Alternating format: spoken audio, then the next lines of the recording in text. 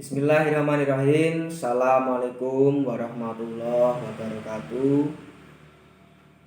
Sebelumnya marilah kita panjatkan puji dan syukur terhadap Allah Subhanahu wa taala, Tuhan Yang Maha Esa, karena rahmatnya, karena seizinnya pada kesempatan yang baik ini saya masih diberi kesehatan, masih diberi semangat, dan masih diberi kemudahan dalam mengerjakan tugas dari Bapak dosen tentunya untuk menyampaikan atau untuk menjelaskan tentang bab penyimpangan terhadap kaidah hukum.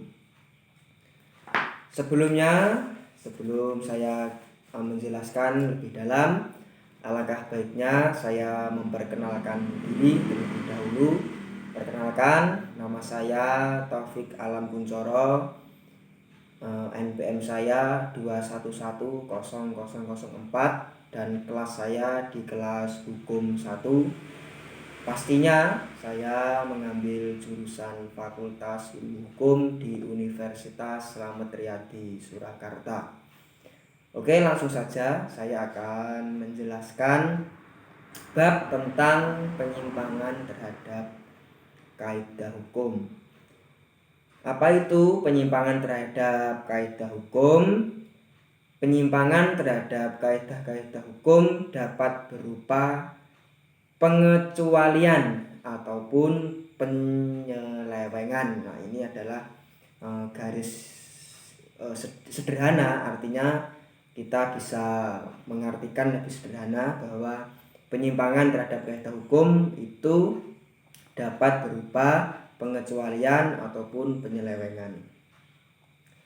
Adapun contoh-contoh pengecualian, nah, langsung saja kita beri contoh-contohnya.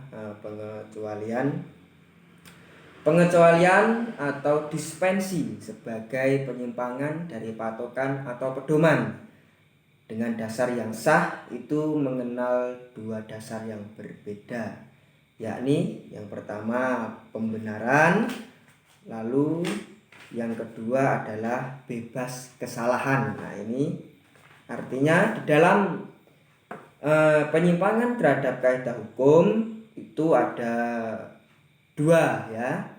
Yang pertama pengecualian dan yang ketiga adalah sebagai bebas kesalahan. Artinya ini di dalam lingkup pengecualian. Maaf, saya ulangi. Di dalam terhadap penyimpangan terhadap hukum itu ada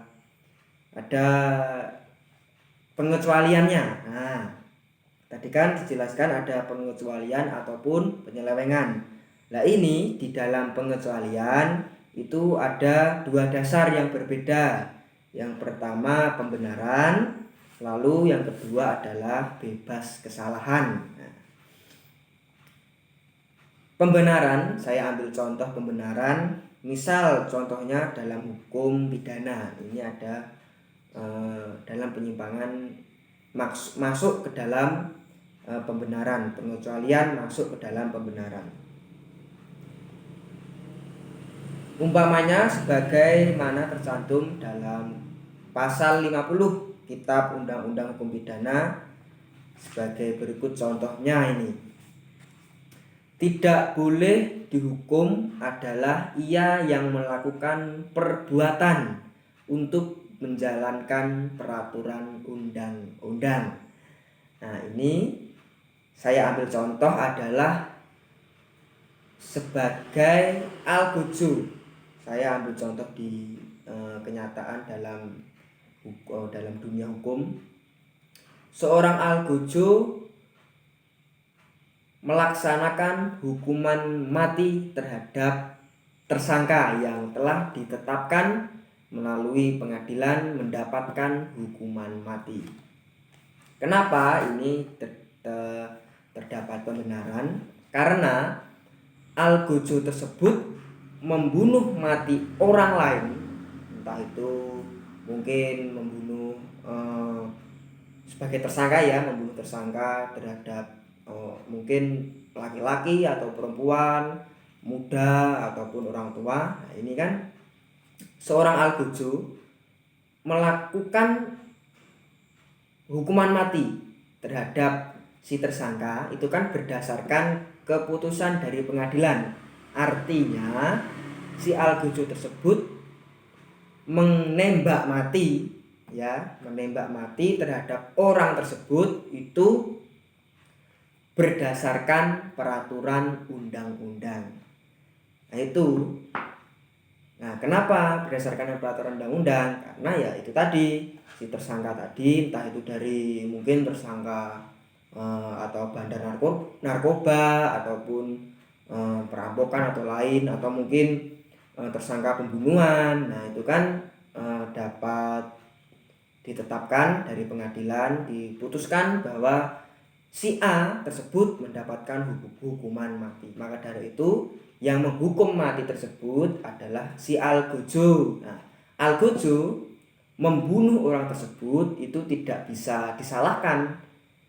Misalnya setelah tersangka tersebut, terdakwa tersangka tersebut ditembak mati oleh algojo, pihak keluarga tidak bisa menuntut hukum kembali oleh algojo, tidak bisa, atau melaporkan algojo bahwa algojo telah melakukan pembunuhan terhadap si A, tidak bisa. Karena apa? Karena algojo tersebut membunuh atau menembak mati tersebut berdasarkan undang-undang. Nah, itu termasuk dalam penyimpangan kaidah hukum, masuk ke dalam kategori pembenaran. Nah, lalu yang kedua adalah bebas kesalahan. Contohnya apa itu bebas kesalahan? Nah, ini contohnya dari kenyataan adalah apabila seorang kasir mungkin di toko-toko swalayan ataupun di mall ataupun pokoknya di toko-toko besar biasanya menggunakan kasir ya. Ada perampok datang, lalu si perampok tersebut menodong senjata api maupun menggunakan senjata tajam untuk memaksakan si kasir tersebut untuk menyerahkan uangnya. Artinya apa? Dalam kasus ini si kasir tidak bisa disalahkan. Memang secara logika kasir itu kan tugasnya ya menjaga uang lah, menerima pembayaran dan mungkin ya mencatat pendapatannya berapa, pendapatan uangnya berapa, lalu mungkin kembalian uangnya itu berapa, kan kemungkinan dicatat menurut saya ya, karena saya juga bukan seorang kasir, jadi kalau ada salah ya mohon maaf. Kalau dipikir secara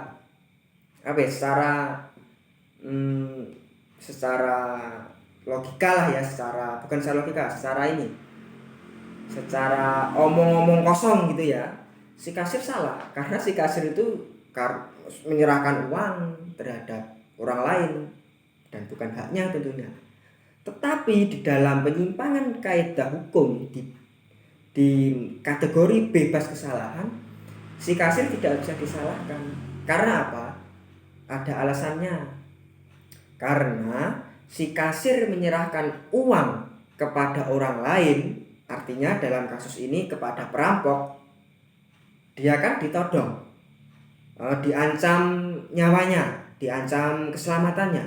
Nah, untuk menyelamatkan dirinya sendiri, untuk menyelamatkan si kasir itu, maka ya mau tidak mau kasir itu ya memberikan uangnya itu kepada si perampok itu. Nah, itu tidak bisa dikatakan si kasir salah, tidak. Lalu siapa yang salah? Kok kasir nggak salah? Kan kasir punya tanggung jawab. Lalu siapa yang salah?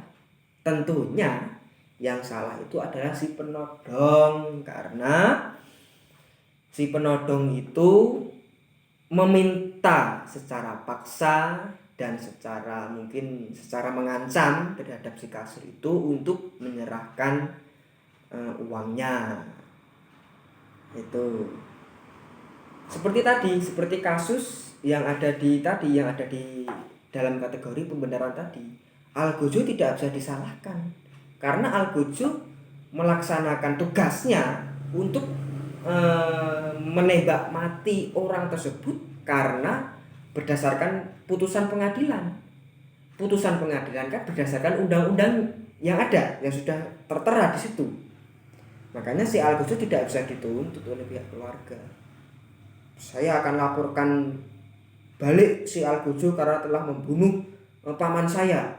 Tidak bisa, karena Al-Gojo itu melaksanakan tugasnya memang kejam, menembak mati orang, bahkan tidak kenal tapi ditembak mati. Tapi kan si Al-Gojo itu kan melaksanakan tugasnya karena undang-undang, itu tadi tidak bisa disalahkan. Lalu yang itu tadi, yang kategori kedua, bebas kesalahan tadi.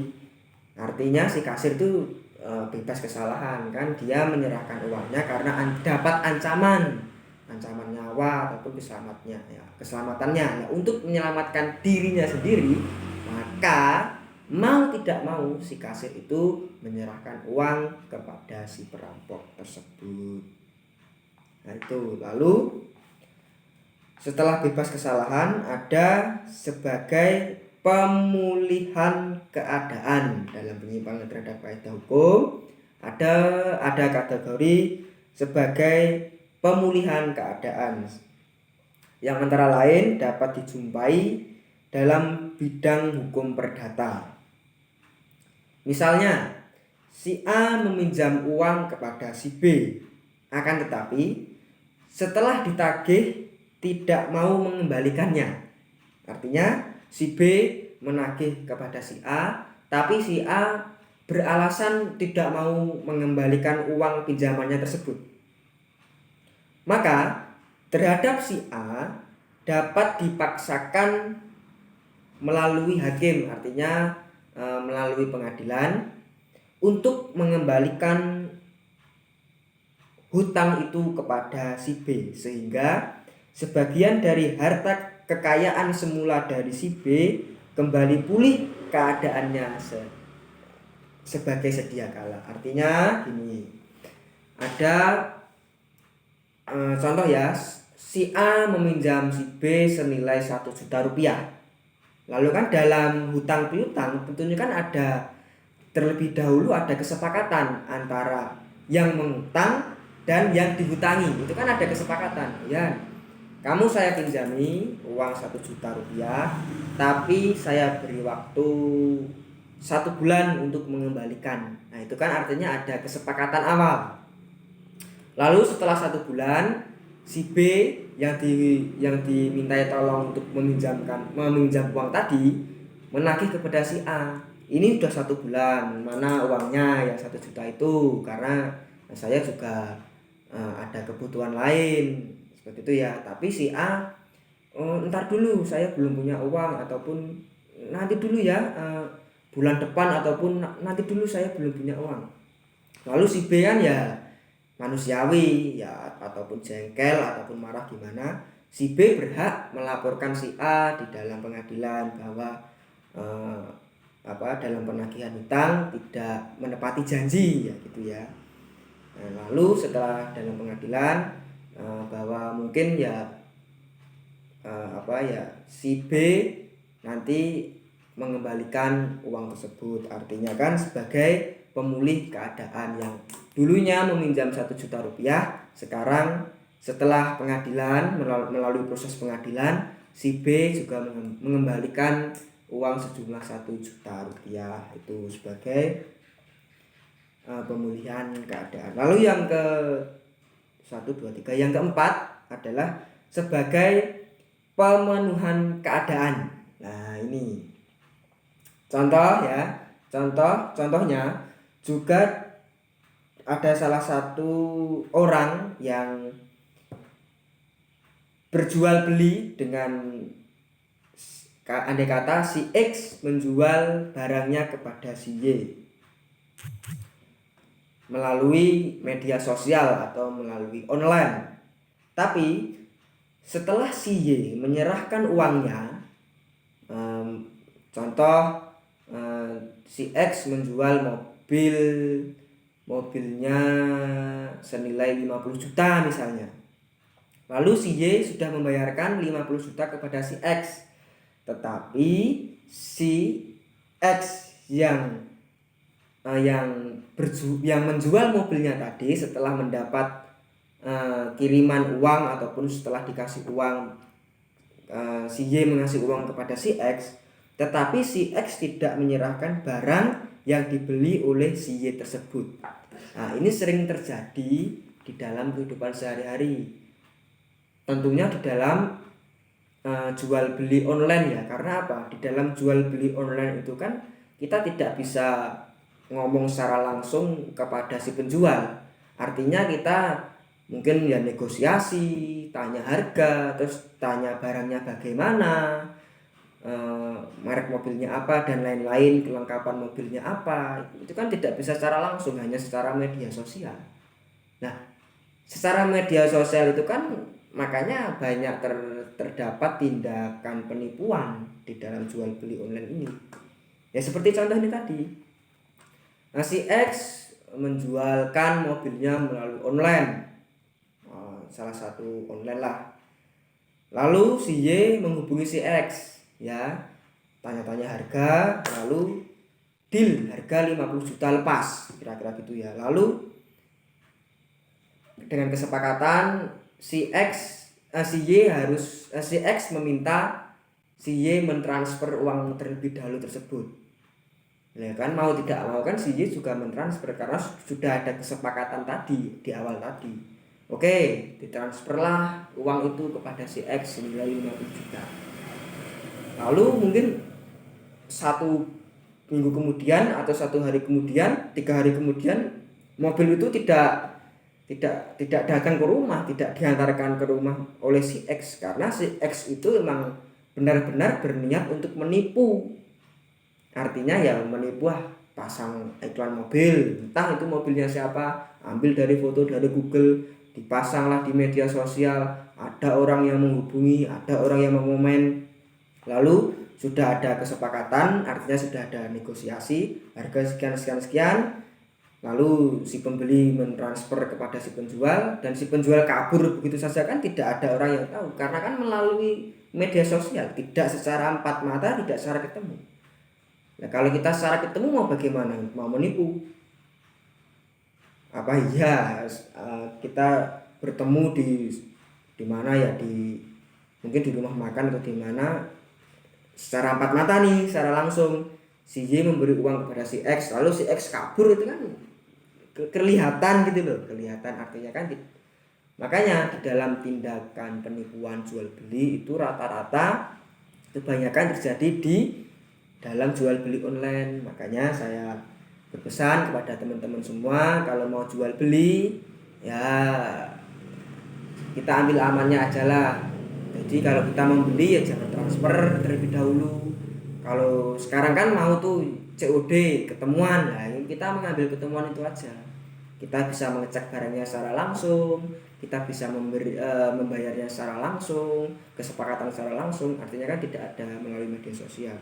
Karena kalau melalui media sosial itu kan ya kita tidak bisa melihat orangnya, ya mau ngapain. Si penipu tersebut memasang foto profil orang lain kan ya bisa saja, karena kan kita tidak tahu itu orangnya ini benar apa enggak, kan kita nggak tahu, ya pasang saja foto orang lain, kan itu bisa saja. Ini termasuk dalam hukum perdata ya, hukum perdata jual beli ya. Makanya itu kita harus berhati-hati. Lalu ini dalam hukum perdata, ini masih di dalam hukum perdata, dalam penyimpangan terhadap kaidah hukum. Contohnya adalah hal ganti rugi tambahan. Nah, ini yang seringkali digandengkan dengan skantum pemulihan keadaan atau pemenuhan keadaan. Umpamanya di dalam contoh di muka ya, si X sudah menyerahkan uang kepada si Y, contoh yang tadi saya jelaskan tadi. Untuk pembelian barangnya yang tidak juga diserahkan, maka si Y dapat menuntut pemenuhan keadaan. Nah, menuntut pemenuhan keadaan, penyerahan barang yang ditambah dengan ganti rugi tambahan. Nah, ini artinya barang yang dikembalikan tersebut, tetapi pihak korban ya meminta tambah ganti rugi dari kesepakatan harga jual itu.